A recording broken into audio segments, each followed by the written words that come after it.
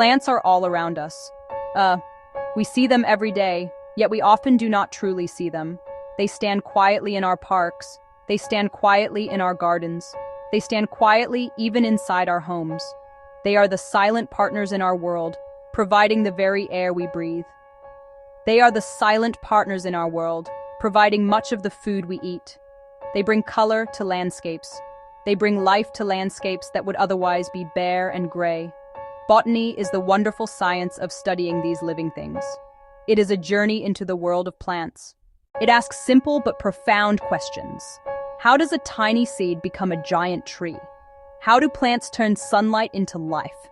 How do they support all other living creatures on our planet, including us? This essay is a quiet and gentle guide to the world of botany. It is written for anyone who has ever felt a sense of wonder when looking at a flower or a leaf. We will walk through this subject step by step, with each section exploring one part of the story. There is no need to hurry.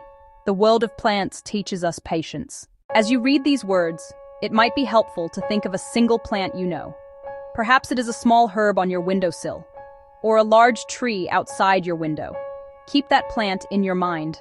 The study of plants is not just for scientists in white coats. It is for everyone. It is a way of understanding the connections that bind all life together. When we learn about plants, we learn more about our own world and our place within it. We discover how ancient forests create our weather. We discover how a simple blade of grass can hold an entire ecosystem. Botany reveals a hidden world of incredible complexity and beauty that is happening all around us, all the time. It is a story of survival, adaptation, and endless creativity. A story that has been unfolding for millions of years and continues to this day. So let us begin this journey. Let us look at the world with fresh eyes. We will start with a simple curiosity, the kind that makes a child stop to look at a dandelion. This curiosity is the first step into a much larger and more fascinating world. It is a world filled with quiet miracles, from the unfurling of a fern to the sweet scent of a rose. By the end of our exploration, you may find that you see the plants around you in a new light. You may feel a deeper connection to the green fabric of our planet, a fabric that sustains us all in countless ways. The story of botany begins long before it was ever given a name. It starts with the first people who walked the earth. For these early humans, knowing about plants was a matter of life and death. They had to learn which berries were safe to eat, which were poisonous. They discovered which roots could soothe a fever, which leaves could heal a wound. This was the very first form of botany, practical knowledge passed down through generations. These people were the original botanists. Their laboratory, the forests, the plains where they lived, their wisdom was built on careful observation and close connection to the natural world. Thousands of years ago, a great change happened. People learned how to grow plants for themselves. The beginning of farming. Instead of just gathering wild plants, they began to select seeds from the best ones and plant them. They watched the seasons, they learned about soil, they learned about water. This allowed them to stay in one place, build villages, towns, and eventually, great civilizations. The study of plants became more organized in ancient Greece, in ancient Rome, in ancient China. Scholars began to write down what they knew. They created lists of plants, describing their shapes, their uses in medicine, and where they grew. As centuries passed, the formal science of botany began to take shape. Ships sailed to new lands. Explorers brought back strange and wonderful plants. So many new plants, no one knew what to call them or how they were related. Scientists created systems. They built botanic gardens to grow and study plants from faraway lands. In the 18th century, Swedish botanist Carl Linnaeus changed everything. He created a simple and clear system for naming plants and animals. Each plant got a unique, two-part name, like a first and last name. A botanist in England could talk with a botanist in Japan and mean the same plant. This was a huge step forward. Later, with powerful microscopes, scientists could see the tiny cells that make up a plant. More recently, the study of DNA has given us an even deeper look into the life and history of plants. So, what is a plant? It seems like a simple question, but the answer is full of wonder. A plant is a living thing, just like an animal or a person. But it lives in a very different way. Most plants are rooted in one place. They cannot walk or run to find food. Instead, they make their own. This remarkable ability is what truly sets them apart. They are the great producers of our world, creating nourishment from the simplest ingredients. They are the foundation upon which almost all other life on land depends. The secret to a plant's life is a process called photosynthesis. It is a word that means making things with light. Plants take in a gas from the air called carbon dioxide, the same gas we breathe out. They draw water up from the soil through their roots. Using energy from sunlight, they turn this water and carbon dioxide into a type of sugar. This sugar is the plant's food. It gives the plant the energy it needs to grow, to make leaves, flowers, and seeds. It is a kind of magic, turning light into life. And as a wonderful gift, plants release oxygen back into the air during this process. A plant has different parts, and each part has an important job to do. The roots act as an anchor, holding the plant firmly in the ground. They also act like straws, drinking up water and nutrients from the soil. The stem is like a highway. It supports the plant and carries the water and nutrients up to the leaves.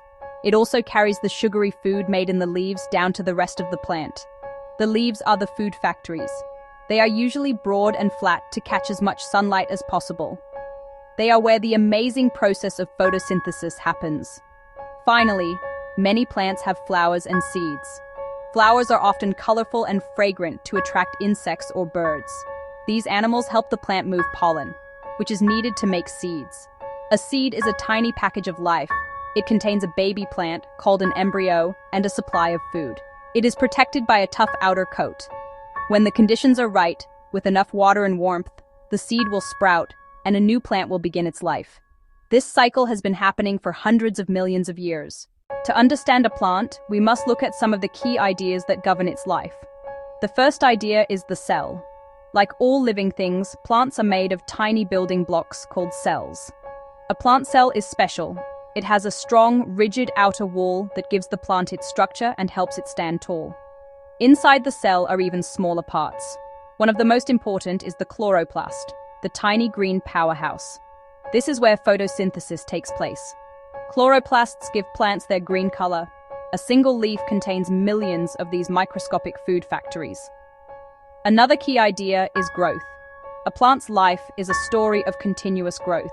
It starts as a tiny embryo inside a seed. It can grow into something enormous, like a towering redwood tree.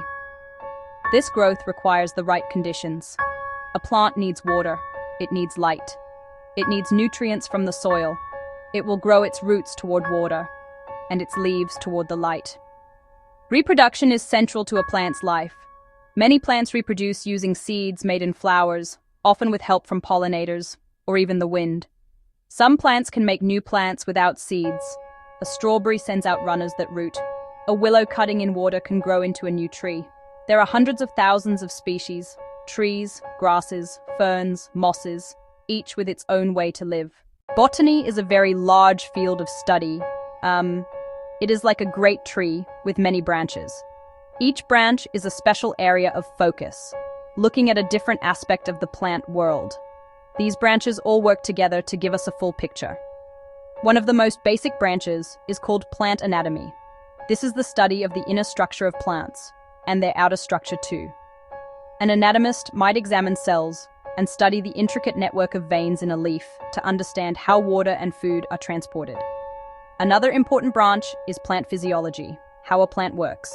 How does a plant know which way is up? How does a flower know when to open? They study photosynthesis, water use, growth, and responses. Then there is plant taxonomy, the science of naming and classifying plants. It creates a universal language and helps us track diversity and understand the plant family tree. Plant ecology studies how plants form forests and grasslands, and how they interact with animals, fungi, and the climate.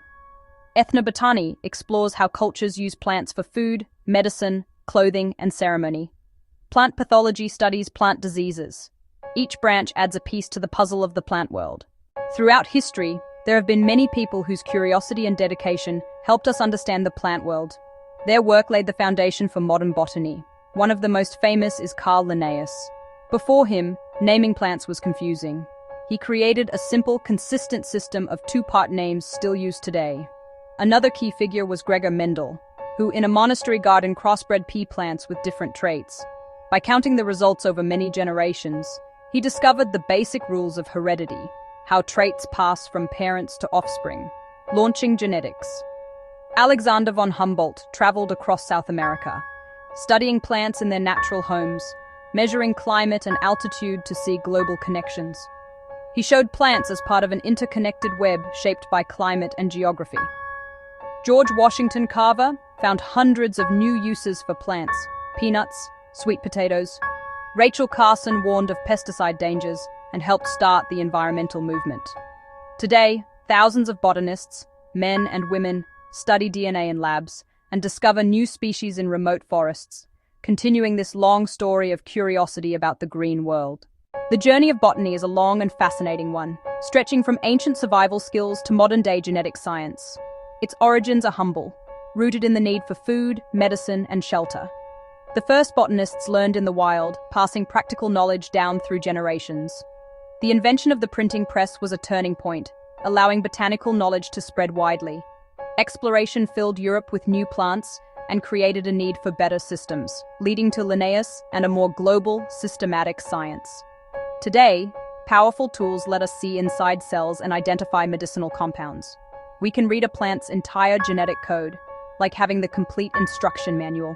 It helps us understand evolution, breed disease-resistant crops, and find new ways to use plants to solve human problems. Looking to the future, our planet is changing rapidly, and botanists have a crucial role to play in meeting these challenges. The work of botanists may sometimes seem quiet, but its impact is felt in every part of our daily lives. Perhaps its most important contribution is to our food supply. Nearly everything we eat comes directly or indirectly from plants. Wheat, rice, corn, fruits and vegetables provide essential vitamins and minerals. Botanists work to improve these crops. They breed varieties that yield more, are more nutritious, and resist pests and diseases. Botany is fundamental to medicine: aspirin from willow and a powerful cancer-fighting drug from the rosy periwinkle. Beyond food and medicine, plants provide countless materials: wood, paper, textiles, oils, and even fuels. Plants are the lungs of our planet, absorbing carbon dioxide and releasing oxygen.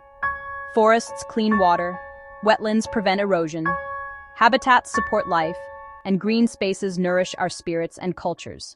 As we look towards the future, it is clear that our relationship with the plant world is facing serious challenges. One of the greatest is climate change. As the Earth gets warmer, the places where many plants can live are changing. Some plants cannot adapt or move fast enough. Land use change, forests to farms, expanding cities, destroys natural homes. Invasive species and new diseases spread quickly with global travel, outcompeting natives for light and water and threatening wild plants and crops. Protecting plant life means being careful about what we move. Scientists are safeguarding diversity with conservation and seed banks, secure libraries of genetic material with the power to restore species. Reforestation can absorb vast amounts of carbon. Plant genetics helps breed drought and salt-tolerant crops to ensure food security. The answers to many pressing challenges may be found in the quiet, resilient world of plants. Our task is to listen, to learn, and to act with wisdom and care. We have traveled through the gentle world of botany. We have seen how the study of plants began with our earliest ancestors and grew into a modern science. We have learned what a plant is, how it lives, and the many different ways we can study it. We have met some of the people who dedicated their lives to this work and have seen the immense contributions that plants make to our world, from the food on our plates to the air we breathe. This journey is just a beginning. Botany is not a subject that can be learned only from a book. It is a living science that is all around you. You can see it in a weed in the pavement and in the patterns of a leaf. The best way to learn about plants is to spend time with them, to look closely, to notice small changes. Start simply. Grow a small plant and watch it turn toward the light. Visit a park or botanic garden and really look at one tree. Learn its name, touch its bark, notice its leaves, identify one new wildflower. Take a slow, deep breath. The oxygen is a gift from plants. This quiet appreciation is the heart of botany, an invitation to look closer, to learn more, and to care for the green planet that is our only home.